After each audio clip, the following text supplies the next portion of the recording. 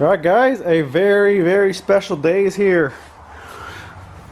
We got the adapter plate in and I got a little excited and started putting it together without filming anything, so sorry about that. But anyways, adapter plate's on, the motor for the first little mock-up, throw it in the truck, see where everything sits. Both motor mounts are on.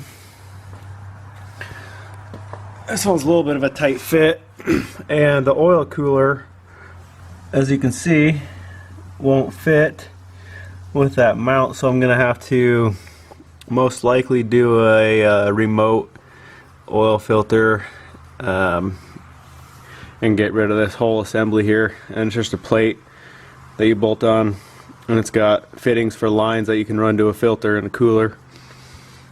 So that's that. There's the flywheel adapter. So with this one, I got it's a stock 3.0 flywheel that's been plugged and re-drilled for the Volkswagen pattern. And I had the machinist that made this kit do all that. He plugged and drilled those, so everything's about perfect on this thing. Really happy with how it turned out. And it's doweled on both sides. See a dowel there, a dowel there, and then the Volkswagen side has dowels as well. Just uses the factory dowels, and everything lines up perfect so far anyway. So this guy was actually I found him on Instagram. I think his name is like Fab Sheenist or something. His name is Jonathan Smith. He's not really it's not a big company that makes these, but so far it's looking pretty nice. And it's an 1.5 inch thick, and that's about what you move the motor forward to clear the firewall with the vacuum pump. So with this adapter, you don't need to do any driveline or cross member modifications at all. You just bolt the motor in with his mounts, and it sits right where it's gonna sit with the tranny in the stock location. So that's pretty nice. So I'm gonna get this tranny bolted up to it, and then we can drop it in the truck, see where it sits, make sure everything else lines up like it should, the motor mounts and all that good stuff. So I'm gonna get that tranny sitting on the motor. Alright, we got this thing bolted together. Like I said, everything so far lines up perfectly. All the threads are right, the dowels are right, everything's so far is good to go. So, and it uses a stock Toyota starter which bolts onto the bell housing where it originally did, so there's no different starters you got to get, and there's plenty of clearance here. I already test fitted in there. So yeah, now we can drop this thing in the truck. Got these mounts all good to go, so see where it's gonna sit. Alright, little change of plans. I pulled the tranny back off. So with that tranny on it, when it is jacked up, obviously the weight of the tranny tilts the entire assembly, and there's no way I'm going to get this thing high enough to get it over that cross or over the core support.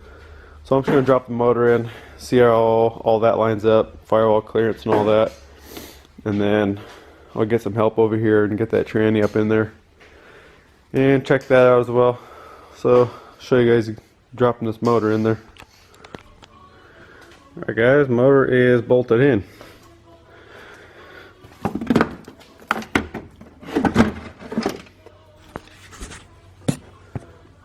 So I'll show you the firewall clearance. We got plenty of room back here, so that's good. The only issue I'm seeing so far is the steering knuckles hitting on the power steering pump on the outlet. So I don't know if they make a smaller, or if you can adapt a smaller knuckle on here. I'm gonna try to make something work with that. But other than that, everything looks like it'll clear. I'm gonna do just a full remote oil filter and cooler setup. So this whole housing will be gone. So yeah, as you can see, the cooler's not gonna fit there. So other than that, steering clears except for the stabilizer. So I might have to mount it upside down or build a new bracket or something for that. But other than that, everything works pretty good. So I still need to buy a turbo and get that fitted. And I'm doing a different, I'm not doing a stock ALH turbo. I got a manifold from a BHW, and it's a separate manifold than turbo. And that manifold mounts your turbo higher up. So it'll sit about here, so I'm not going to have that starter clearance issues with the stock turbo because it sits way down here. So that'll help out big time for clearance for the starter. So I still got to order that. I still got a bunch of stuff to order up, but I gotta still get that tranny in, make sure everything else lines up with that. I did measure it. I threw the cross member up and I measured from the cross member to the bell housing, and it's dead nuts on, so it should line up just fine. Alright guys, I figured out a solution to the this outlet hitting that steering arm. So originally it stuck straight out from the pump like that, so I cut the thing and I spun it and I welded it so it sits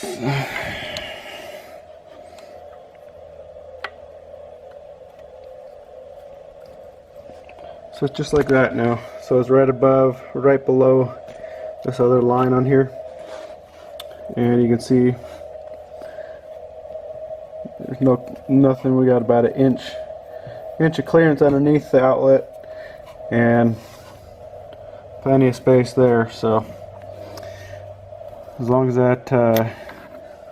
my welds don't leak, which I don't think it was a pain to get this stuff, especially right in here.